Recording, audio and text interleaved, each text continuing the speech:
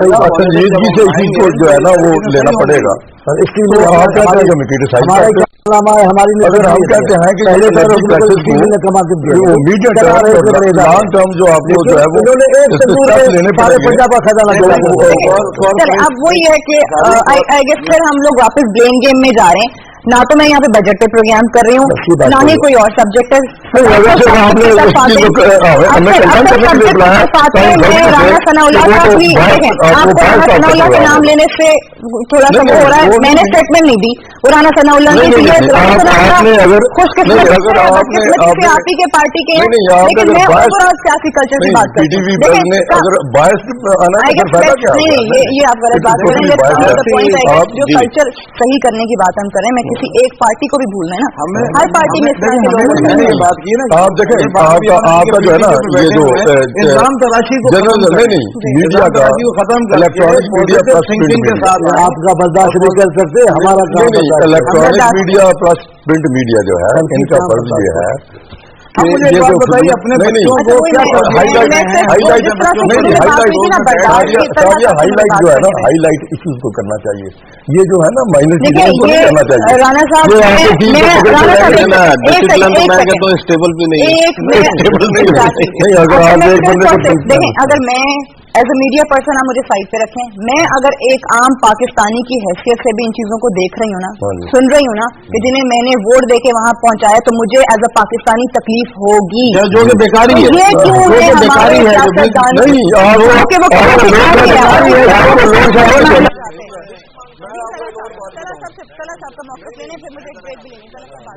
क्योंकि आप लोग तो आराम से इंटरेक्शन कर सकते हैं। मैं तो सीधा सीधा अगर सवाल करें तो जवाब दूं, लेकिन मैं आपसे एक बात बताऊं जी। देखिए ये आपका जो आज का मौजू है इंतहाई अहम मौजू है, और आपने जो बात की है मैं ये समझता हूं कि ये इन वजूहात की बिना पर आवाम हमारी मुतनफर हो रही है।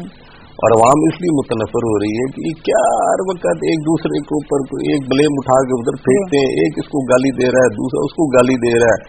हम किधर हैं जिनके कंधों पे जिनके सरों पे चढ़ के इन कुर्सियों पे पहुंचे। मैं समझता ये हूं कि इसकी तरफ हमें संजीदगी की तरफ गौर करना होगा। अगर हम संजीदगी से इन चीजों पर गौर नहीं करेंगे, ये मामला ज्यादा अरसा अब नहीं चलेगा। उसका रीजन है पहले चल जाता था, अब नहीं चल सकता। क्यों नहीं चल सकता?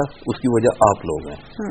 मीडिया जो आगे बैठ गया ना, अब ये जो मामलात हैं, एक एक चीज एक एक छोटी छोटी चीज जो है वो इस वक्त ब्रेकिंग न्यूज के हवाले से चल रही होती है, तो अवाम इन चीजों से अब सेटिस्फाइड नहीं होगी। वो सारी चीजें देख रहे हैं और इवन ऐसे ऐसे प्रूफ सामने आ रहे हैं कि किसी के पास कोई बात करने का जवाब नहीं रहता। मैं ये समझता हूँ जी कि अभी भी अवेयरनेस आ जानी चाहिए कि जो हालात इस वक्त जा रहे हैं, और इन हालात के अंदर मुतवज्जो हो जाए उन्हीं की तरफ। और मैं आपको एक बात पे मेरा यकीन है और बिलीव है, पक्का यकीन है इस बात के ऊपर कि ये कुर्सी बचाने के लिए सारे सिलसिले किए जाते हैं। मेरे ख्याल से ये कुर्सी आपकी नस्लों तक आपकी पक्की हो सकती है अगर सही तरफ अटेंशन कर दें। और सही तरफ अटेंशन क्या है ना, अवाम की तरफ, अवाम तरफ चले जाएं, अवाम को कुछ दिल करें, अवाम के मामलात को हटाने की कोशिश करें। ये मुल्क वसाइल से भरा हुआ है। आपने चांदियो साहब ने दो चार बातें ऐसी की हैं, मैं उनकी बातों से मुत्तफिक हूँ। आप ये देखें कि ये जो थर का आपने जिक्र किया कोयले का, ये दुनिया का चौथा जखीरा है पाकिस्तान के पास। बिजली 4 चीजों से बनती है, कोयला भी मौजूद है, सूरज भी मौजूद है, हवा भी मौजूद है, पानी भी मौजूद है। लेकिन उसके बावजूद ये क्राइसिस, और ये बेसिक चीज है, अगर आपके पास ये नहीं होगी आपकी इंडस्ट्री नहीं चलेगी, आपके घर के हालात, आपके घरों के अंदर जो मामलात है वो डिस्टर्ब होंगे।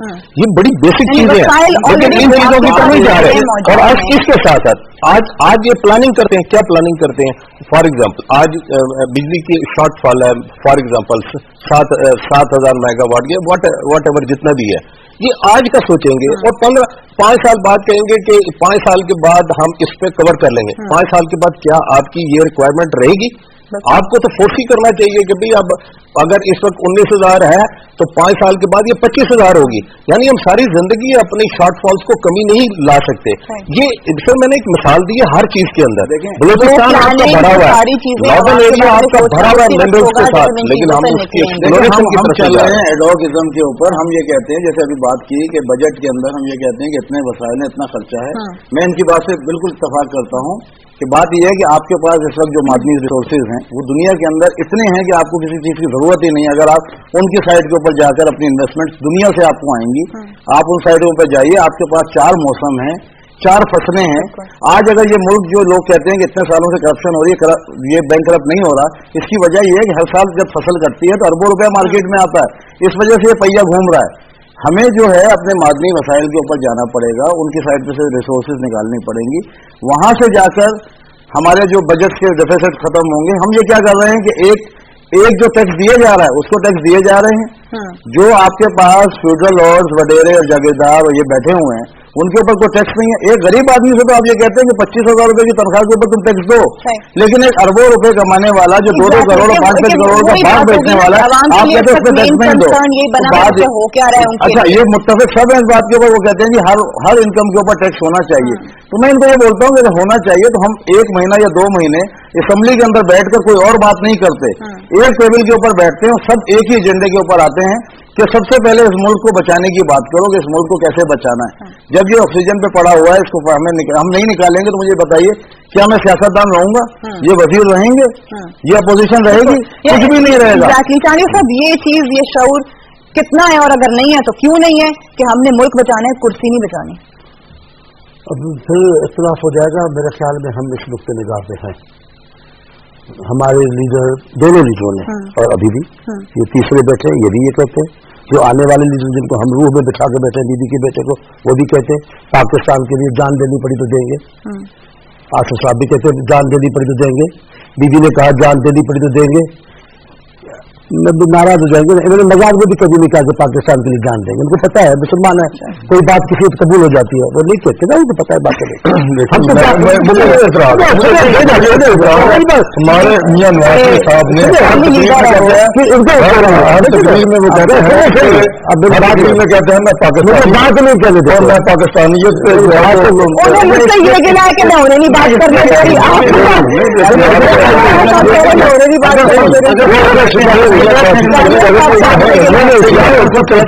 तो मैं कहता हूँ कि जो सियासतदानों के बाहर असासी और दौलतें हैं वो लाके इस मुल्क को दे दें, ताकि इस मुल्क के अंदर जो करते हैं वो कर जाए। मेरी बात सीधी है, मैं सारे मसाइलों का हल एक चीज को समझता हूँ और हर जगह कहता हूँ, बरबला कहता हूँ, हमारे से भी ज्यादा कहीं मसाइल और कौमों के थे, हमसे भी बदतरीन हालात में कई कौमें गुजरी हैं, हमसे छोटी उम्र में वो कहां को कहां पहुंच गई है, सिर्फ 2 चीजें की वजह से। उन्होंने हकीकी हुब्बुल वतनी का मुतारा किया, उन्होंने निजाम में तसलसल लाया है, वो एक निजाम के साथ चले और उसको बुनियादी ऐसे जमहूरियत को हासिल है। जमहूरियत में तसलसल, जमहूरियत रूह के मुताबिक पॉलिसी। मैं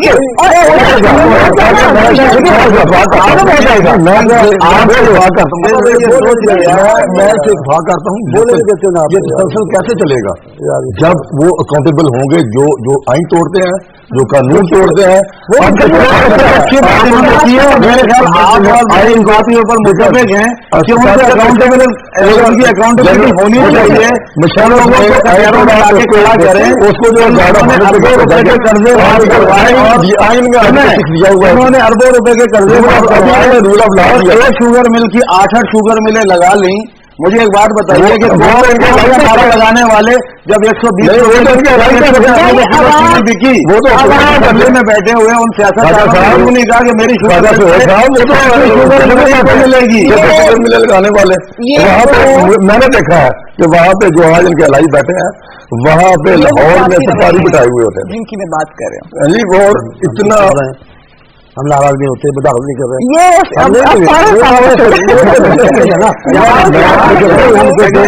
मेरी 1.5 साल पहले मेरे में एक जमहूरियत में हिसाब नहीं है, एक पॉम्फलेट जो है, मैं जमहूरियत की बात करता हूँ, वो आपके सवाल का जवाब बार बार आपके पास आएंगे। आप जो है ना, उनको तो मैं सल्ला साहब को तो नहीं कहता, लेकिन आप तीनों को मुझे अकेले को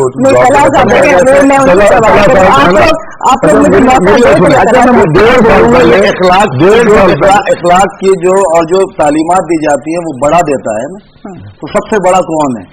कौन? सूबों में सबसे बड़ा कौन है?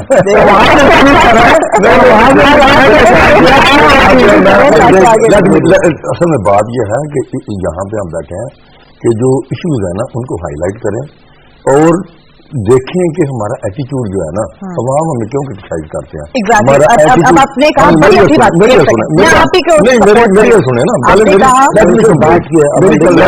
इनके बाद एक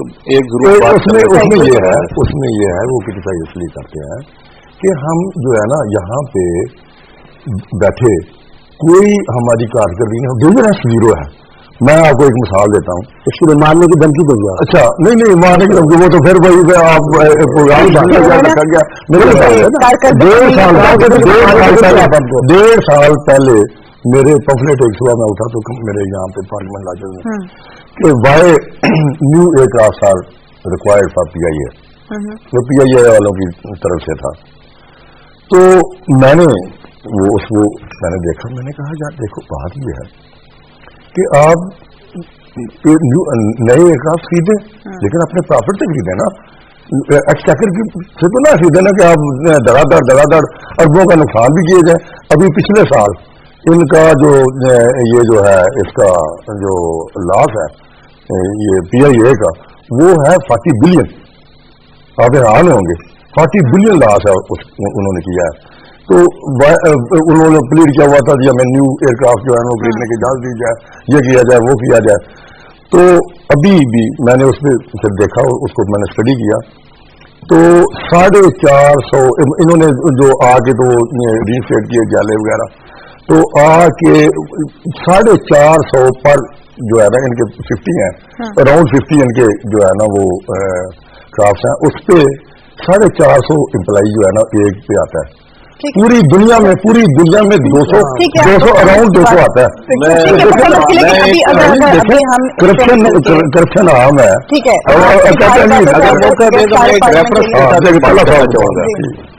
मैं रेफरेंस दूंगा बकायदा। पाकिस्तान के अंदर एक बड़ी इंपॉर्टेंट जगह है खानपुर रोड, खानपुर डैम जो है, मैं वाकया थोड़ा सुनाऊंगा 2-3 मिनट के अंदर। खानपुर रोड जैका जापान बना रहा था, ₹1.25 अरब उसने एलोकेट कर दिया। इसका रूल ये है कि NHA जो है फेडरलाइज अगर करता है रोड तो वो मेन रोड से मेन रोड तक फेडरलाइज करता है, जिसमें 6.4 किलोमीटर जो है पंजाब के अंदर आ रही थी टेक्सला से। उसमें इन्होंने NOC नहीं दिया। किसने? पंजाब हुकूमत NOC नहीं दिया कि अगर हमने ये NOC हम नहीं दे सकते क्योंकि ये रोड 35 किलोमीटर खैबर पख्तूनख्वा में बन रही है। बहुत बातचीत चलने के बाद इन्होंने फिर NOC या कंडीशनल कि हम NOC उस सूरत में देंगे जब टोल प्लाजा पंजाब हुकूमत की उसके अंदर लगेगा और उसको उसका फायदा होगा। आप यकीन करें इस